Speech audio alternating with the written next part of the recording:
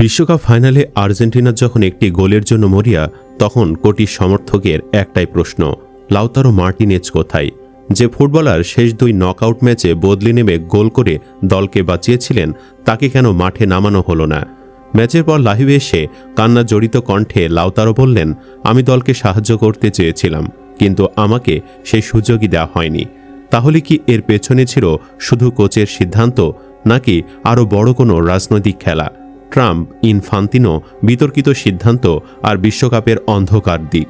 আজ আমরা জানব সেই বিস্ফোরক গল্প, যা ফুটবল বিশ্বকে এখনও তোলপাড় করে যাচ্ছে।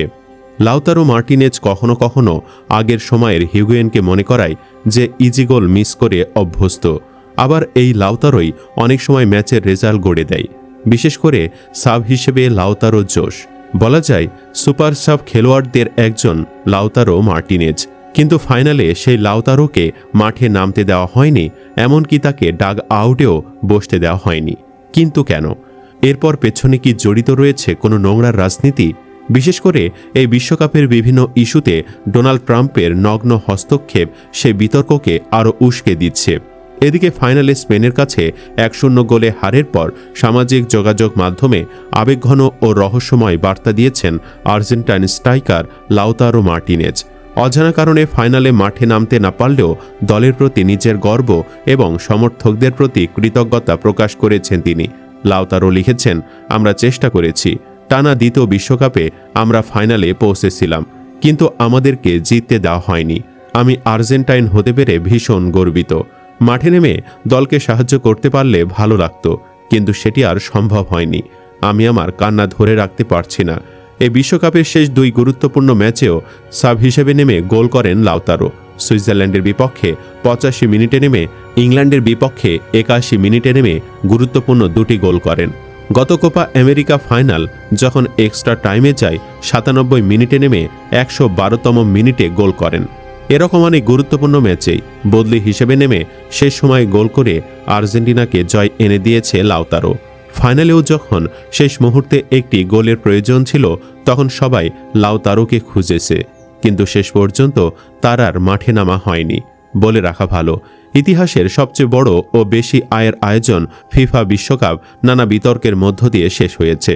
এবারের বিশ্বকাপে খেলোয়াড়, কর্মকর্তা, সমর্থক ও দর্শকদের অনেকে খেলা দেখতে যুক্তরাষ্ট্রে ঢুকতে পারেননি। 2026 বিশ্বকাপের সবচেয়ে বড় বিতর্কগুলোর একটি ছিল যুক্তরাষ্ট্রের খেলোয়াড় ফোলারিন বালোগানের লাল কার্ডের নিষেধাজ্ঞা স্থগিত হওয়া। বিশ্বকাপের নিয়ম অনুযায়ী লাল কার্ডের বিরুদ্ধে আপিলের সুযোগ নেই। পরের ম্যাচে খেলোয়াড়কে নিষিদ্ধই থাকার কথা, কিন্তু হঠাৎ করেই সেই সিদ্ধান্ত বদলে যায়। ফিফা পরে দীর্ঘ বিবৃতি দিলেও সিদ্ধান্তের স্পষ্ট ব্যাখ্যা দেয়নি। এরপর মার্কিন প্রেসিডেন্ট ডোনাল্ড ট্রাম্প সাংবাদিকদের বলেন, আমি তাদের দিয়ে এটা করিয়েছি। এই মন্তব্যের পরই শুরু হয় বিতর্ক। ইনফান্তিনো অবশ্য সব অভিযোগ অস্বীকার করেছেন। তার দাবি, ফিফার ডিসিপ্লিনারি কমিটি স্বাধীনভাবে সিদ্ধান্ত নিয়েছে। কিন্তু প্রশ্ন থেকেই গেছে, কারণ সুবিধাটা পেয়েছে স্বাগতিক যুক্তরাষ্ট্র। আর ট্রাম্প বহুবার প্রকাশ্যেই ইনফান্তিনোকে নিজের বন্ধু বলে উল্লেখ করেছেন। এসব ঘটনা আন্তর্জাতিক ক্রীড়ার উদ্দেশ্য নিয়ে নতুনভাবে ভাবার সুযোগ তৈরি করেছে। প্রশ্ন জাগে, বিশ্বকাপের মতো বৈশ্বিক ক্রীড়া আয়োজনের লক্ষ্য কী? আন্তর্জাতিক ক্রীড়া আসলে কাদের স্বার্থে কাজ করে? এটি কি জনস্বার্থ রক্ষা করে, নাকি মূলত বৈশ্বিক দর্শকদের বিনোদন দেওয়া ও মুনাফা অর্জনের উদ্দেশ্যে একটি বড় ধরনের স্টেপ বাণিজ্যিক আয়োজন, যেখানে রাষ্ট্র ও রাজনৈতিক নেতারা প্রয়োজন মতো নিজেদের স্বার্থ সিদ্ধির জন্য ক্রীড়াকে ব্যবহার করেন? ক্রীড়ার অন্যতম মৌলিক নীতি হল ফেয়ার প্লে বা ন্যায্য প্রতিযোগিতা। আন্তর্জাতিক অঙ্গনে এর অর্থ খেলাধুলা রাজনৈতিক হস্তক্ষেপ মুক্ত থাকবে। কিন্তু যতই দাবি করা হোক না কেন, বাস্তবে ক্রীড়া ও রাজনীতিকে আলাদা করা সম্ভব নয়। ইনফান্তিনোর সমর্থকরা বলেন, তিনি বিশ্বকাপকে আরও বৈশ্বিক করেছেন।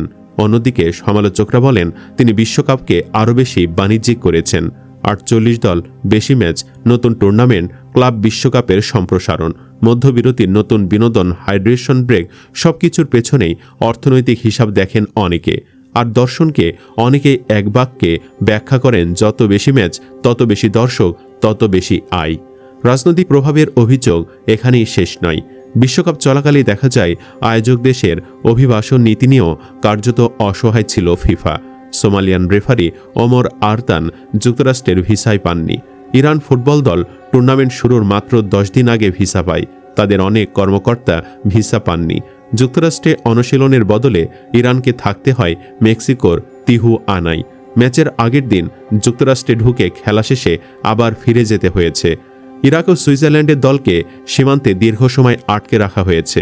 ইরাকের একজন ফটো সাংবাদিককে প্রবেশের অনুমতিও দেওয়া হয়নি।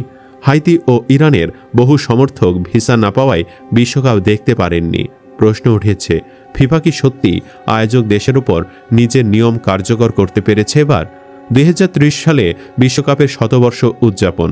ইতিহাসের সবচেয়ে বড় এই আয়োজন হবে 6 দেশে। সেগুলো হলো Spain, Portugal, Morocco, Argentina, Uruguay ও প্যারাগুয়ে। এত বড় আয়োজনকে সামনে রেখে 64 দলের বিশ্বকাপের পরিকল্পনাও জোরালো হচ্ছে। কিন্তু সেই স্বপ্ন বাস্তবায়নের আগে ইনফান্তিনোর নিজের অবস্থানই এখন সবচেয়ে বড় প্রশ্ন। বালোগান বিতর্ক, ট্রাম্পের প্রভাব, রাজনৈতিক সমালোচনা এবং ইউরোপীয় ফুটবল মহলের অসন্তোষ সব মিলে তার পরবর্তী নির্বাচন সহজ হবে না। ফিফার 211 সদস্য দেশের প্রত্যেকের একটি করে ভোট রয়েছে। সভাপতি হতে প্রয়োজন 106 ভোট। ইনফান্তিনো যদি নিজের চেয়ারই ধরে রাখতে না পারেন, তাহলে 64 দলের বিশ্বকাপের স্বপ্ন পূরণ হবে কিভাবে? প্রশ্ন থেকেই যায়। চলুন ট্রাম্প আর ইনফান্তিনোর নোংরামি সম্পর্কে আরও জেনে নেওয়া যাক। ট্রাম্পের অনুকম্পা পেতে ইনফান্তিনো একটি ফিফা শান্তি পুরস্কার চালু করেন। 2025 সালের ডিসেম্বরে ওয়াশিংটনে John F Kennedy Center for the performing আর্টসে বিশ্বকাপের ড্র অনুষ্ঠানে তিনি সেই পুরস্কার ট্রাম্পের হাতে তুলে দেন। সে সময় প্রতিষ্ঠানটির নিয়ন্ত্রণ ছিল ট্রাম্পের হাতে। আমার ধারণা, বহু আকাঙ্ক্ষিত নোবেল শান্তি পুরস্কার না পাওয়ার ক্ষতিপূরণ হিসেবে ট্রাম্পকে এই পুরস্কার দেওয়া হয়েছিল। কিন্তু বিশ্বকাপ যত এগিয়ে আসে, পরিস্থিতি তত জটিল হতে থাকে। গত 28 ফেব্রুয়ারি ট্রাম্প ও ইসরায়েলের প্রধানমন্ত্রী বেনিয়ামিন নেতানিয়াহু ইরানে আগ্রাসন চালান। আন্তর্জাতিক আইন অনুযায়ী এটি ছিল অবৈধ আগ্রাসন। মার্কিন বিমান হামলায় ইরানের জাতীয় ফুটবল দলের অনুশীলন ভেন্যু আজাদি স্টেডিয়াম ক্ষতিগ্রস্ত হয়েছে। ট্রাম্প হামলার অজুহাত হিসেবে বলেছিলেন যুক্তরাষ্ট্র ও ইসরায়েলের উপর হামলার প্রস্তুতি নিচ্ছিল ইরান, কিন্তু এ দাবি ছিল মিথ্যা। বিশ্বকাপ শুরু হওয়ার পর দেখা যায় ইনফান্তিনোর সব প্রচেষ্টা ব্যর্থ হয়েছে।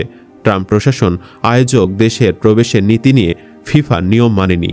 ইরানের জাতীয় ফুটবল দলও টুর্নামেন্টে যোগ দিতে নির্ধারিত সময়ের মাত্র 10 দিন আগে ভিসা পায়।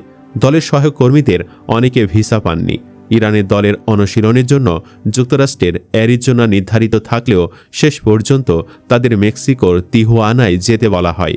অথচ গ্রুপ পর্বে 3টি ম্যাচ ছিল যুক্তরাষ্ট্রের মাঠে। যুক্তরাষ্ট্রের হোমল্যান্ড সিকিউরিটি বিভাগ ইরানি দলকে প্রতিটি ম্যাচের আগের দিন যুক্তরাষ্ট্রে প্রবেশের অনুমতি দেয়। ম্যাচ শেষ হওয়ার পরপর তাদের আবার মেক্সিকোয় ফিরে যেতে হয়। সব মিলে বিশ্বকাপ শেষ হয়েছে, কিন্তু বিতর্ক এখনও থামেনি। লাউতারো মার্টিনেজকে মাঠে নামানো না হওয়া, বিতর্কিত সিদ্ধান্ত, রাজনৈতিক প্রভাবের অভিযোগ এবং ফিফাকে ঘিরে ওঠা নানা প্রশ্ন, সব মিলে এই টুর্নামেন্ট ফুটবল প্রেমীদের মনে অনেক অমীমাংসিত প্রশ্ন রেখে গেছে। তবে মনে রাখতে হবে, অভিযোগ ও বিভিন্ন পক্ষের দাবি এক বিষয়, আর সেগুলো চূড়ান্ত প্রমাণ আরেক বিষয়। তাই সময় বলে দেবে এই বিতর্কগুলোর শেষ পরিণতি কী হয়। সুপ্রিয় দর্শক, আপনি কি চান ইনফান্তিনোকে যেন বরখাস্ত করা হোক? কমেন্ট বক্সে জানিয়ে দিন আপনার মতামত। ভিডিও ভালো লাগলে লাইক দিন এবং চ্যানেলটি সাবস্ক্রাইব করুন। ধন্যবাদ।